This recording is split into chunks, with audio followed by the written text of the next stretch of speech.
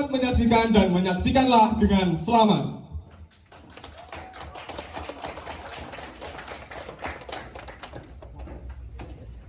Maju! Jam!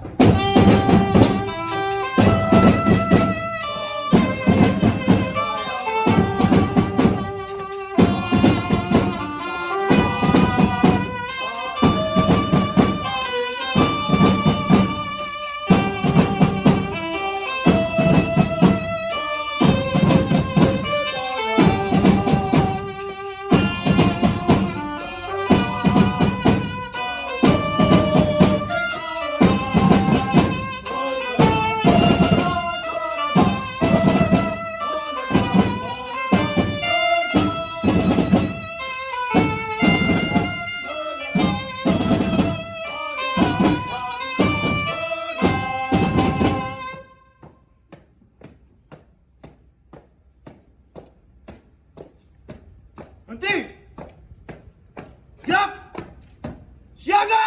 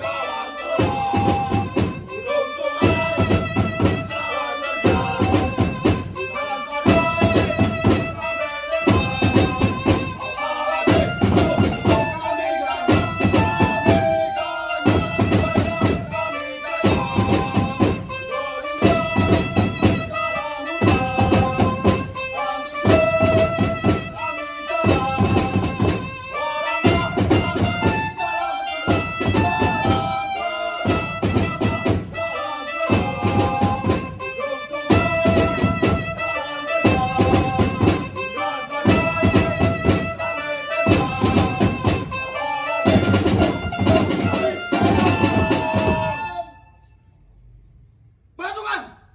Tetap siaga!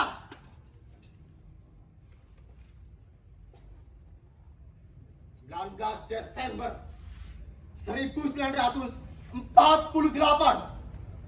Belanda dan sekutu menyerang pemerintahan kota Jogja. Pusat pemerintahan jatuh. Sementara itu, Bung Karno, Bung Hatta, dan beberapa menteri ditangkap oleh Belanda. Kedaulatan negara yang baru saja merdeka sungguh terancam. Saat ini, tulang punggung negara berada di tangan PDRI Safrudin di Sumatera dan juga di pundak TNI di Pulau Jawa. Jenderal besar kami, Sudirman, memimpin langsung para tentara untuk melakukan gerilya demi menunjukkan kepada dunia bahwa tentara nasional Indonesia tidak akan pernah menyerah dan tidak akan sudi jatuh ke tangan Belanda.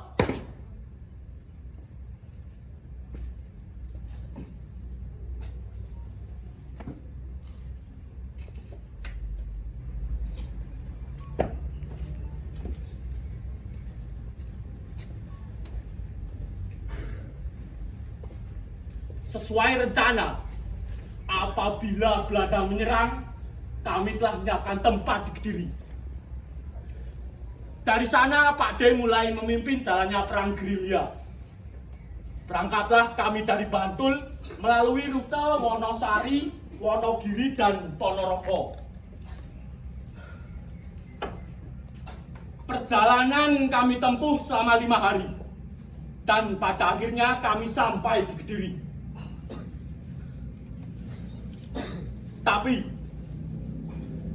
Tapi sungguh sial. Nampaknya Belanda mengetahui perjalanan kita menuju Kediri. Hal ini terbukti karena pada malam itu datang orang mencurigakan yang mencari Pak D. Kami yang siaga segera melarikan Pak D ke hutan di sisi utara desa. Sementara itu untuk mengecoh Belanda, saya diminta bertukar pakaian dengan Pak D. Saya berjalan melalui rute yang sebaliknya dari Pak D. yaitu ke arah selatan. Saat matahari mulai muncul, saya mulai menyamar menjadi Pak D. Hingga saya tiba di suatu rumah, kemudian saya masuk ke rumah itu dan keluar dari pintu belakang lalu bergegas untuk menyusul Pak D.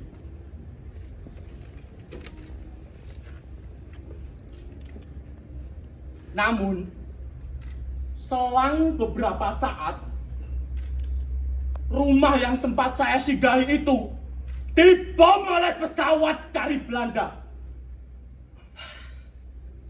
Nyaris saja nyawa saya melayang saat itu. Pak Cokro! Pak! Pak Cokro! Hei, jangan berisik. Pak D sedang istirahat. Sudah hampir 2 hari Pak D tidak tidur. Tahu kamu? Nggih, Pak. Dingapunten. Saya mau laporan, Pak. Ya, Kas. Ada laporan apa? Ini, Pak. Saya mendapat surat dari kurir seberang desa. Ada surat dari Jogja. Tapi dingapunten, Pak. Saya tidak bisa membacanya.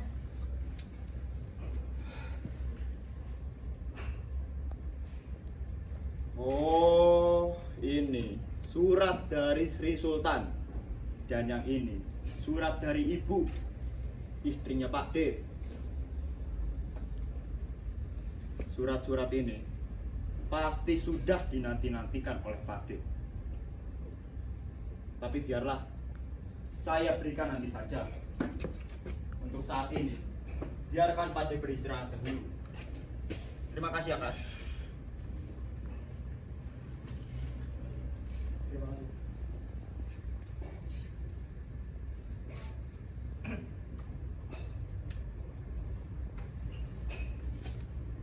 Hei, Kaswani, kemarilah.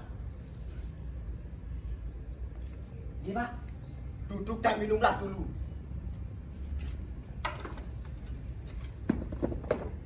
Boleh nih, Pak. Boleh, silakan.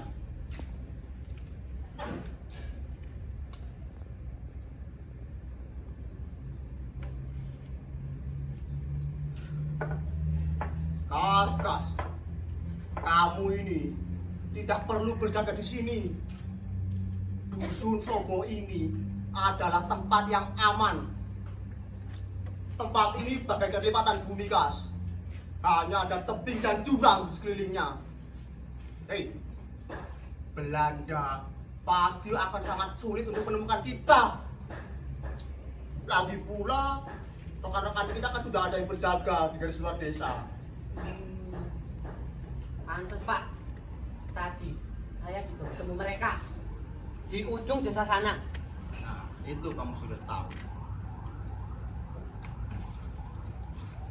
Dibakar lagi, Kas. Rokok kamu. Ya, Pak. Batuk saya. Oh iya, Pak Cokro. Saya mau tanya, Pak. Silakan, Kas. Kenapa jenengan dan bapak-bapak semua ini memanggil Pak Jenderal dengan sebutan Pak D? Apa jenengan dan bapak-bapak semua ini masih satu saudara dengan Pak D? Jadi begini, saya kasih tahu kamu. Kita tidak pernah mengetahui orang-orang yang kita temui di jalanan sana berpihak kepada siapa. Pak D itu adalah nama panggilan samaran agar orang-orang tidak mengetahui kalau kita sebenarnya sedang membawa seorang jenderal. Kamu tahu sendiri kan bahaya apa yang selalu kita temui di luaran sana. Terlebih memang saat ini Jenderal Sudirman adalah orang nomor 1 paling dicari di Pulau Jawa ini. Maka dari itu kita harus berhati-hati dan jangan sampai identitas kita bisa diketahui. Itu, Kas. Ngerti kamu? Ngerti, Pak. Bagus. melihat Pak Dirman, saya jadi kagum, Pak. Walau beliau itu sedang sakit-sakitan seperti itu, batuk-batuk seperti itu, tapi beliau itu tetap kuat dan mau bergerilya sama kita, Pak. Pak D itu memang orang yang luar biasa, Mas. Sangat sulit membayangkan jika berada di posisi beliau. Mana ada toh orang yang sakit-sakitan masih kuat berjalan ratusan kilometer, menembus hutan, siang, malam, bahkan memimpin sebuah pasukan. Kalau kamu, Kas, mampu kamu seperti Pak D? Oh, kalau saya? Oh, Ini saya nggak sanggup, Pak. Kamu saya itu pinternya nyolong dokar sama ngapusi Belanda. Oh, kalau urusan ngapusi Belanda, Pak, saya aja punya. Pernah, Pak, suatu hari saya nyamar jadi rakyat biasa. Saya bertemu dengan rombongan tentara Belanda. Mereka bertanya pada saya, "Hei, kamu tahu kemana rombongan Jenderal Sudirman berada?" Saya tahu jenengan dan Pak Dirman itu larinya ke atas gunung. Saya tipu mereka, Pak. Saya bilang ke mereka, "Wah, rombongannya Jenderal Sudirman. Mereka larinya ke kali bawah." Tak apusi, Pak, londo-londo goblok itu. Gelem-gelem nih, Pak. Diapusi karo wong cilik kaya kula. Kas. Bagus. Ah, saya jadi ingat tentang kata-kata Pak D. Kurang lebih seperti ini. Robek-robeklah badanku, potong-potonglah jasad ini, tetapi jiwaku dilindungi oleh benteng merah putih. Akan terus hidup, tetap menuntut bela siapapun lawan yang akan aku hadapi. Kurang lebih seperti itu. Tapi saya sendiri kadang merasa malu. Saya yang kondisi fisiknya jauh lebih kuat daripada Pak D. Tapi justru tekad dan semangat saya lebih layu dari beliau.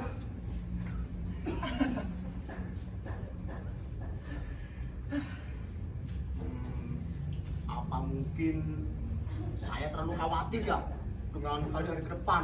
Bung Rustam, bagi saya masa depan berpijak pada masa kini, dan masa kini bagi kita tentara adalah memperjuangkan kemerdekaan. Betul. Cokro.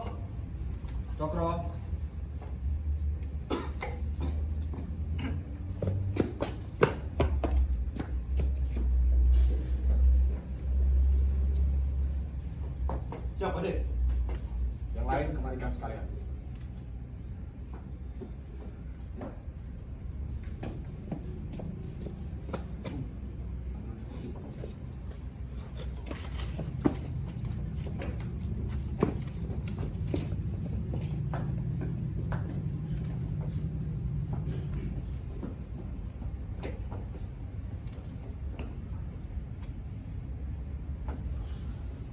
Jadi bagaimana, Cokro?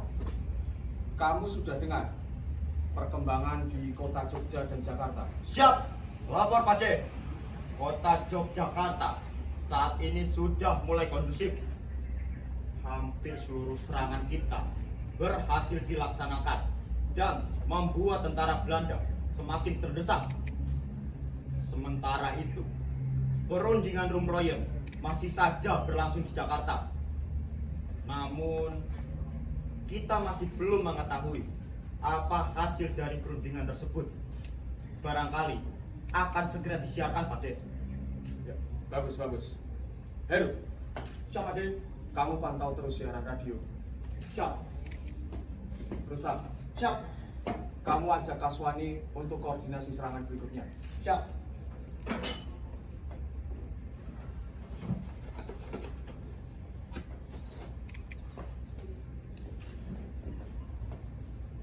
Arahkan serangan berikutnya melalui hutan Wonosari, Jogja. Siap.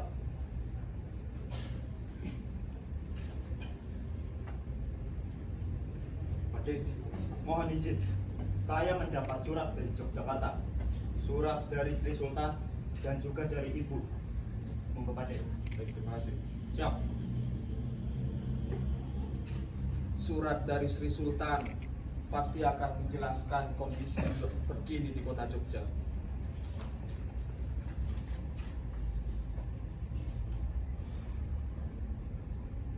Terima kasih.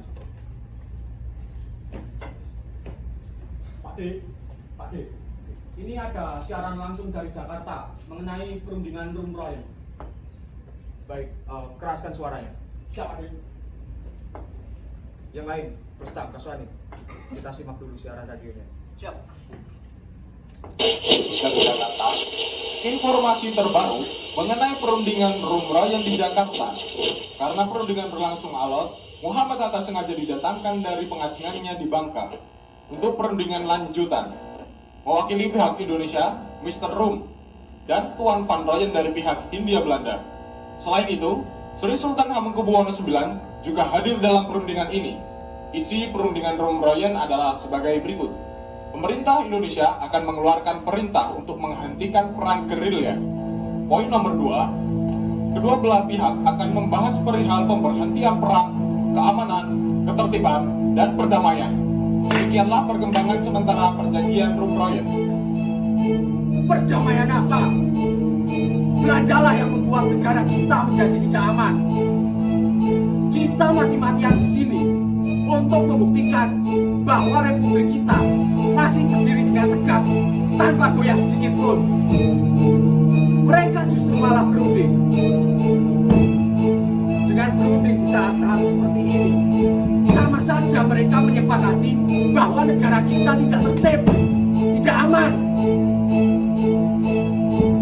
Di posisi ini kita tidak boleh tinggal diam.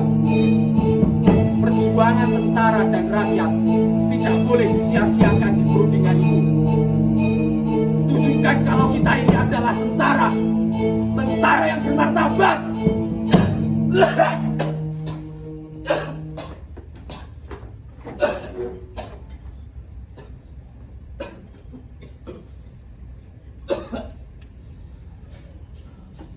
Bisa diminum dulu, Pak D.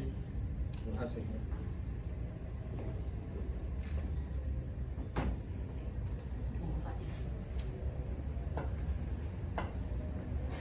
Kita Tentara Nasional Indonesia harus bisa berjuang secara militer dan juga politik. Kita harus bisa berjuang lewat jalur diplomasi. Karena setiap keputusan dan kesaksian kita sangat penting untuk keberhasilan perundingan ini.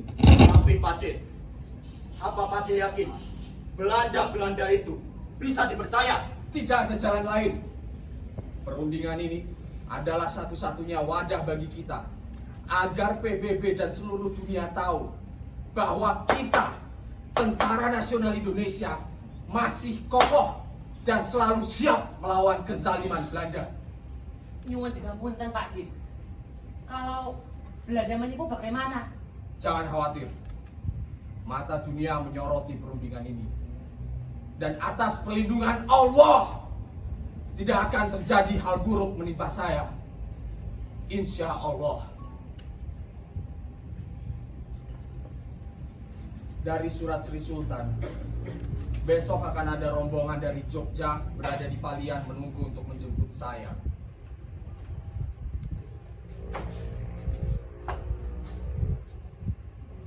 Sebenarnya berat bagi saya untuk meninggalkan rekan-rekan kita yang berjuang di hutan. Tetapi apa boleh buat? Saya harus berangkat ke Jogja untuk berjuang lewat jalur politik. Tetapi perang belumlah berhenti. Gerilya kita belum berakhir. Militer kita harus tetap kuat dan selalu padu.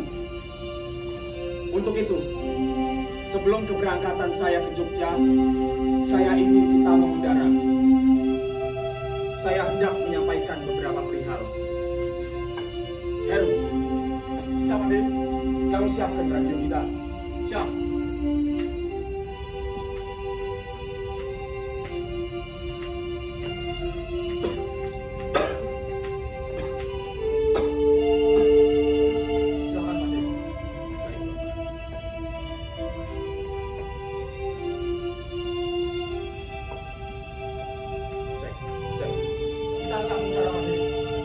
Bismillahirrahmanirrahim. Merdeka! Merdeka! Merdeka! Merdeka! Merdeka! Merdeka! Di sini saya, Panglima Jenderal Sudirman, memberitahukan kepada komando-komando bawahan, Panglima di seluruh wilayah teritori Jawa, PTTD, dan juga Panglima Divisi, bahkan di seluruh dunia. Saya memberitahukan bahwa kami, Tentara Nasional Indonesia, masih tetap ada, kuat, solid, dan bahkan menguasai wilayah Indonesia. Kami akan terus bergerak sesuai dengan situasi yang ada. Sekali lagi, kami, Tentara Nasional Indonesia, tidak akan gentar sedikit pun dan akan terus berjuang demi kemerdekaan Indonesia 100